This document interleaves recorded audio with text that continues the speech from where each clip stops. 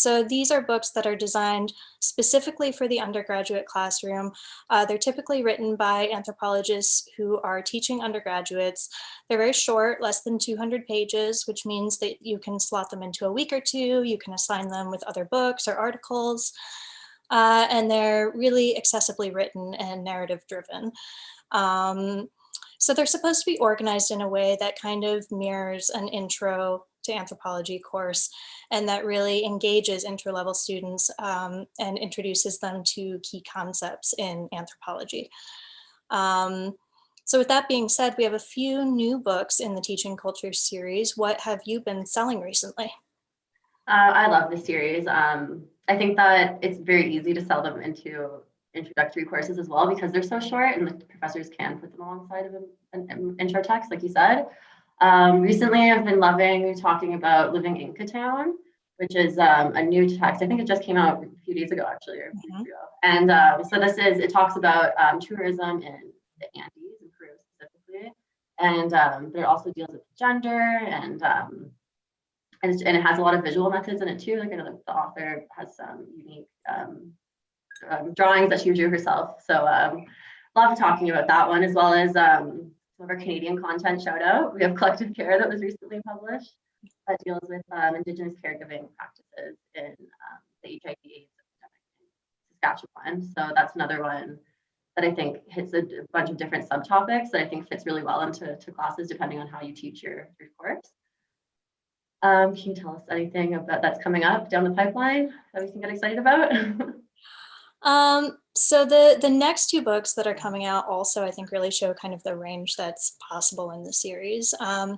So the next one is called Esperanza Speaks. It's by Gloria Rudolph, and it's really a very personal and very narrative-driven account of long-term ethnography that was done over the course of 50 years in a rural highland community in Panama. And it kind of shows the process of globalization in this community through the eyes of one specific woman and several generations of her family that the author got to kind of work with over these years, and kind of talks about, you know, how their family and their community has been affected. So that's kind of on one end of the spectrum, a really beautiful read. And then the other that I would mention, which is coming out in the next few months, is called Fat in Four Cultures. And that's a comparative ethnography that's co-authored by 5 different authors: Cindy Sturtstreetherin, Alexander Brewis, Jessica Harden, Sarah Trainer, and Amber Wutich, which is a really like kind of all-star team. And so this is more medical anthropology, and it looks at different experiences and perceptions of body weight and being fat in 4 different cultures. So the United States, Japan, Paraguay, and Samoa. And aside from the topic, which is interesting because it's really hard to research, like people are kind of reluctant to talk about it, I'd say it's also interesting because the authors designed the research together from the very beginning so that, you know, the same research questions and everything like that. So you get a true kind of systematic cross-cultural comparison, which is neat kind of from a methods perspective. Wow, those both sound so exciting. I'm so interested in hearing more about those and seeing those when they publish. So next on our list, we have the Ethnographic Series. So this one, very popular. I'm sure you get a lot of questions as well as we get a lot of questions about this series. So for those who don't know, these books are ethnographies that are written in graphic format. Can you tell us a little bit about your experience working with these books? Maybe some of the challenges you encounter? Yeah, so the Ethnographic Series is the most fun series that I work on, but it's also the most work.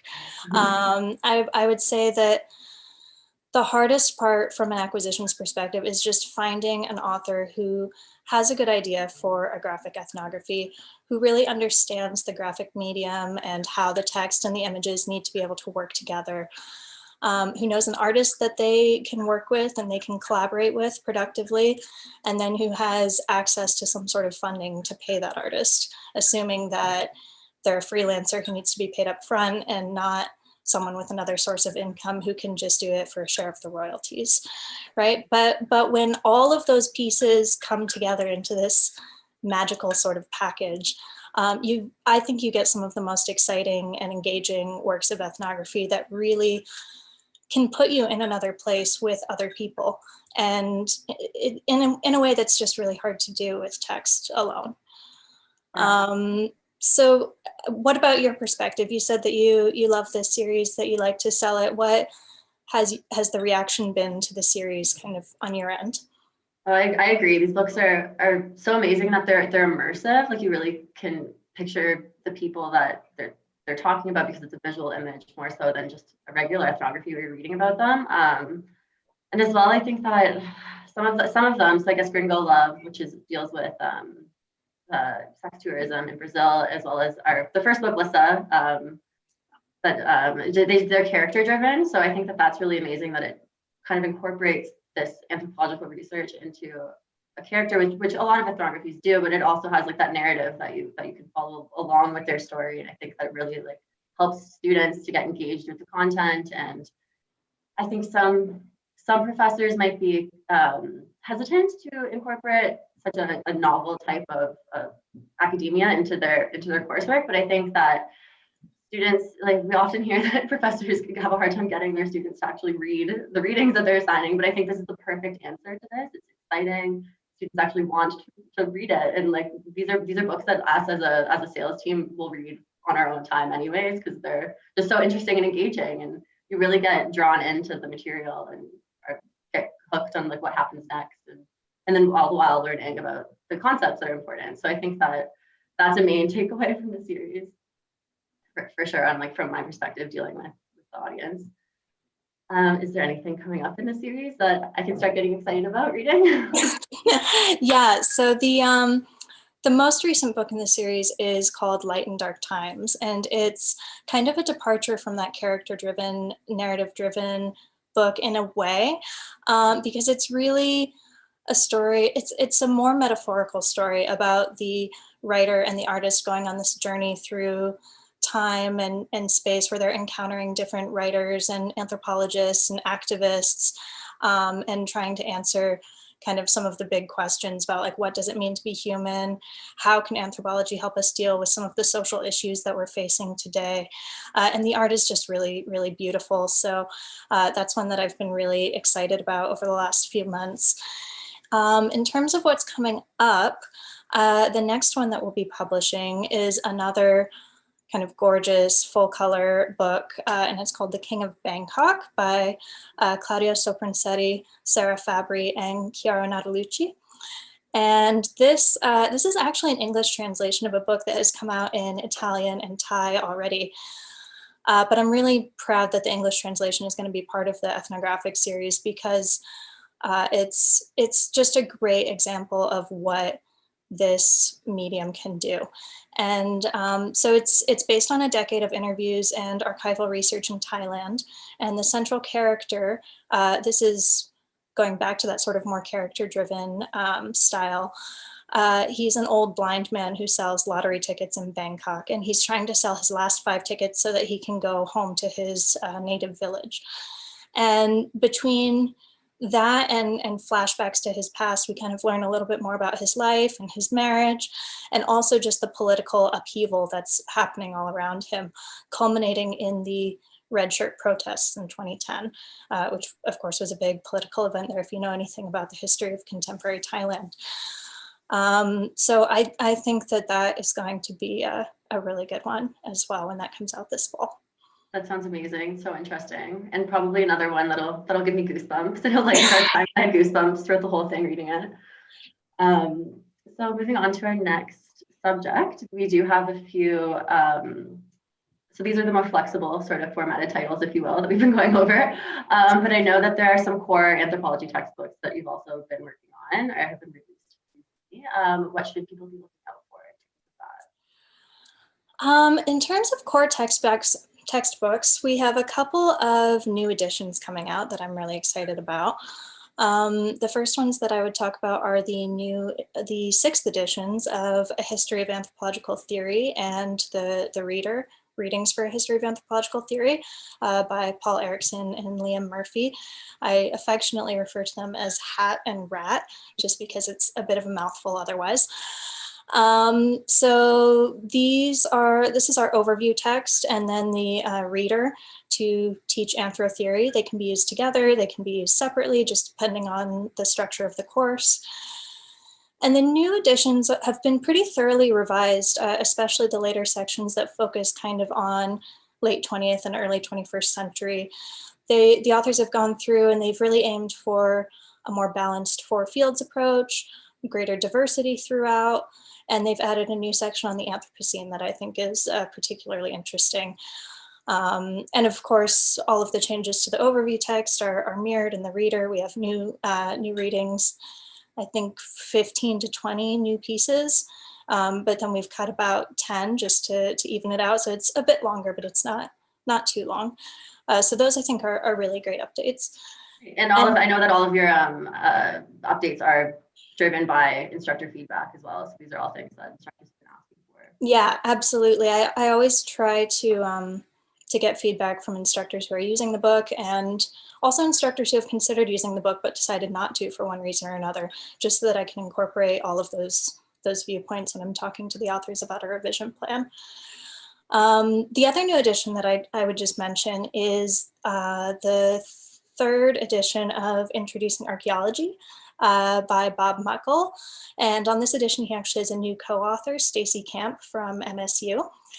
And Stacy, you know, she brings her own experiences and viewpoints and kind of areas of expertise to the text, which is kind of a fresh perspective.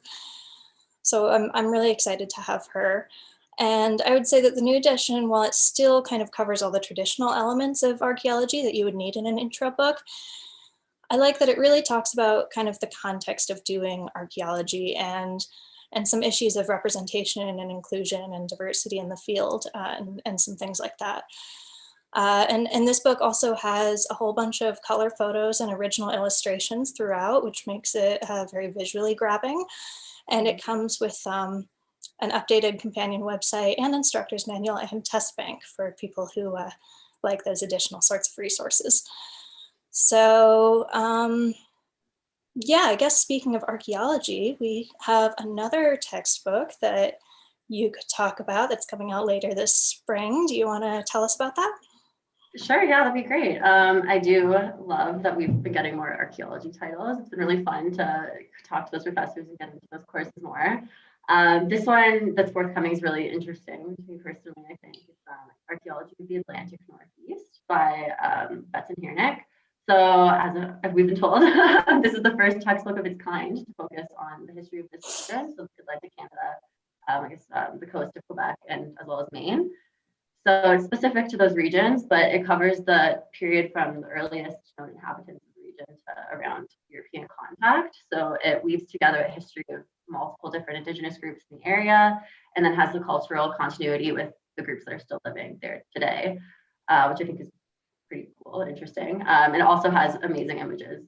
And I'm really excited to flip through this one when it comes out in May. I think it's really interesting. Mm-hmm. So does this mean maybe that we're expanding our archaeology list more? Is there anything else on the horizon? Yeah, I would say we definitely are. And on that note, I guess I can mention that we're actually going to be launching a new archaeology series, hopefully next year. It's called Teaching Archaeology, Case Studies for the Classroom. So you might notice with the wordplay that it's kind of similar to teaching culture. And essentially the idea is that these are short, engaging case studies intended for classroom use, again, which kind of give you a more personal insight into the actual process of doing archaeological research and kind of some of the realities of doing archaeological field work and lab work. So those are going to be really fun. Bob Muckle is the series editor, and he'll be writing the first book in the series. So we're definitely looking for proposals for that, as well as other core textbooks in the field for sure. Great. All right, so let's switch gears a little bit. We've covered our anthropology list extensively now, but you are also acquiring in sociology, so which the list is a little bit smaller, but mighty. So is there a recent publication that stands out for you as particularly interesting or exciting for people to hear about? Yeah, I would say actually a good transition book that could be used in several different disciplines, anthropology, sociology, Latin American studies, a few other things. Would be Art of Captivity by Kevin O'Neill and Benjamin Fogarty Valenzuela. And this, if you want to talk about interesting books, this is essentially an extended photo essay about Pentecostal drug rehabilitation centers in Guatemala City. It's bilingual with English and Spanish in a 2-column format on each page. And it really takes you into this sort of unseen world of these centers and the people who are being held essentially captive there. And just the way that the photos are used and the accompanying text, it's a really powerful book that raises a lot of kind of important questions about the war on drugs and how it's affected the people in Latin America. So the authors also did a virtual photo exhibit recently, since they couldn't go on like a big book tour. And, you know, which it's perhaps a poor substitute, but I think the way that they did it was really creative and really cool, actually. So that's worth checking out as well. I think it's really lovely. Oh, great. That's so interesting. Yeah. So speaking of sociology, more in terms of core textbooks, what do you typically like to recommend to instructors who are just teaching like intro to sociology? Well, great. Well, we have a fantastic, of course, intro to sociology text called Seasonal Sociology. It is more of a Canadian focused book. It deals with the seasons in Canada. So you typically like the winter, spring, fall, summer, of course, which you don't get in some of the states, unfortunately. But so it's really interesting. It uses the seasons as a hook to teach these concepts to students, like pumpkin spice lattes in the fall. It's an edited collection, so each topic is written about by Canadian professors. I believe they're all Canadian, and I think it's just so interesting. It's such a different take on an intro text. It's been really fun to talk to professors about it. And we have our preview has been kind of changing. We have the as they've been sent in the chat, we've had different chapters put up online that you can view depending on the season or the events that are happening. I think one of them's seasonal affective disorder in the winter is one, and visiting cottages, and it's just it's a really fun, engaging book for students. I think it's the perfect intro text. So in sociology, moving forward, is there anything coming out soon that you can give us a preview of? I think the next book that we have coming out in sociology is one called Poverty and Austerity Amid Prosperity, which is by Greg Olson. That'll be coming out this fall. And that is a comparative introduction of poverty and homelessness in Canada, the United States, and the United Kingdom. And basically, it looks at the differences in how poverty has been defined and measured and addressed in each of these three countries, and what the kind of results of that have been.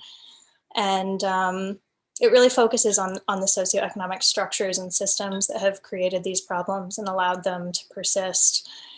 And of course, it ends with what can be done, what changes can be made to address poverty more effectively in these countries. So I think that's going to be a really good text, especially for kind of upper level sociology courses looking at social inequality and some of the related issues. Oh, that's great. I love that it ends on a positive note and what can be done next steps. Yeah, action driven, right? Mm-hmm. Fantastic.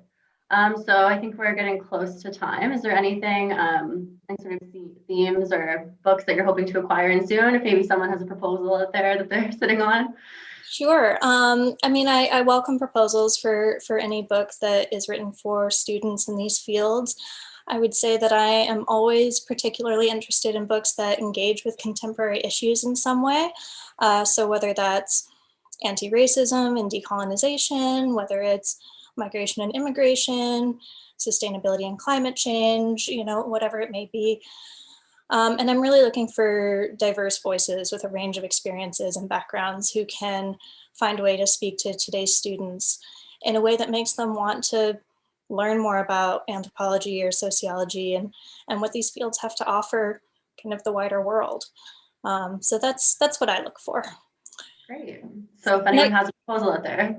Yeah, absolutely. I can drop my email address in the chat, or you can find it on our website. But I guess the last thing I'll say is that I do have copies of most of these books with me. So if anyone out there wants me to flip through them at the end here during the Q&A portion, I'm happy to do that if you want to see any of the features that we talked about. Okay, perfect transition, actually. If anyone has any questions, we'd be happy to answer them now. You can throw them in the Q&A chat. That was great, Samantha and Carly. I didn't know about some of those plans you had, Carly, so I'm excited to be able to sell some of those upcoming books. The expanded archaeology offerings is especially exciting because people love the introducing archaeology so much, but then they ask for like, well, what can I use in my second and third year classes, and we just don't have those books yet. And so to know that there's going to be more offerings for them is interesting. There's definitely a lot of fans of that book, so building on that success will be interesting. Questions. The first one is how do people get copies of any of these books, Sam? Yes, yeah, absolutely. So if you're interested in getting an exam copy of any of the books we talked about or something that you see in the catalog, you can shoot your sales rep an email, which I think we can drop the link in the chat, depending on which school you're at or which region. There's 4 of us or 3 of us you can talk to, and 4 of us, and yeah, and then we can help you get either the instructions of getting a digital one or send you a paper copy. You can also get a digital copy through the books webpage, but of course reach out to us. Sam, are there any of these books that you've had particularly strong responses about, or that you've had an interesting story where someone has been surprisingly enthusiastic? There's Yeah, good question. So many things just went through my mind. I think one of the more recent ones, we had an adoption of Light and Dark Times before it even came out, which was interesting. I remember we were dealing with that because the professor took a look at the preview of the book before it was even officially released and decided that they needed to have that book in their course, and formatted their course as such that they could focus on it in the second half of it, so that they could use it in their course because it wasn't even published yet. I won't say who. I think that's yeah. I think that the graphic ethnographies have really gotten that type of response. Although I'm starting to see it now with some of the teaching culture books also, where people I email them about it and they tell me that they want to use it in their course starting in like 3 weeks, and I say, you should read that email again because it's not ready for 2 more months. But I'm happy to try to help you with that. It really speaks to the strength of those lists and the reputation that our anthropology lists have gotten, we attract such high quality books. And then the reputation, people just know that they're good, right? Like they've used them in the past, and so they are excited about the next ones, and especially when it's in their subject area. Carly, have you been missing the energy of conferences during COVID? So much. I'm still attending conferences virtually. I'm calling into panels and I'm emailing people after, but it's just not the same. You don't have the same kinds of spontaneous conversations in the booth and or walking to and from panels that you would have normally. So I'm looking forward to getting back out there. But we do what we can in the interim. Yeah. I think that I can speak for the sales team that we miss time on campus having longer, more in-depth conversations with our customers. It really, like, in some ways, this conversation that the two of you had kind of simulated that, and that you had some back and forth and you were able to kind of add some more context than we are able to do when we send out an email to someone to tell them about a new book. Sam, when we go back on campus at some point, is there anything in particular that you're looking forward to? Or a location, like a favorite campus or a city that you want to visit? I was going to say, in that similar vein, please don't feel shy about booking Zoom meetings with us. We love doing that. Oh, we love talking to you. We're happy to do this. Yes. So don't be shy. Yes, I'm very excited to get back on campus and talk to professors in person. You just can't get that energy from emails. Yeah, I'm excited to visit everywhere. I mean, I went to university in Montreal, and Montreal is part of my territory, so I'm always excited to visit there, as well as the US. So, I think we all miss traveling in some way, so Yeah. it's going to be exciting when we get to travel across the border again, for sure. Yeah, my trips to warmer states that I always schedule in the winter was missed when it was -25 this past February. Definitely. As Sam said, the reps are available for Zoom meetings. Our contacts on the website. So I know that I miss the conversations with my customers, and Zoom isn't quite the same, but it's as good as we're going to get right now as we all stay safe at home. Absolutely. Okay. I think that that is pretty much everything. Carly and Sam, thanks for chatting about your books with us. And if anyone has more questions, please feel free. You can find Carly's contact and Sam and my contact on our website. We also on the web page that lists all the sales reps, we have our territories there. So depending on where you live, you'll know who to get in touch with. And we're always happy to answer your questions and pass on notes about books to Carly. Okay, well, thank you, and enjoy the rest of your afternoon. Thank you both. Bye.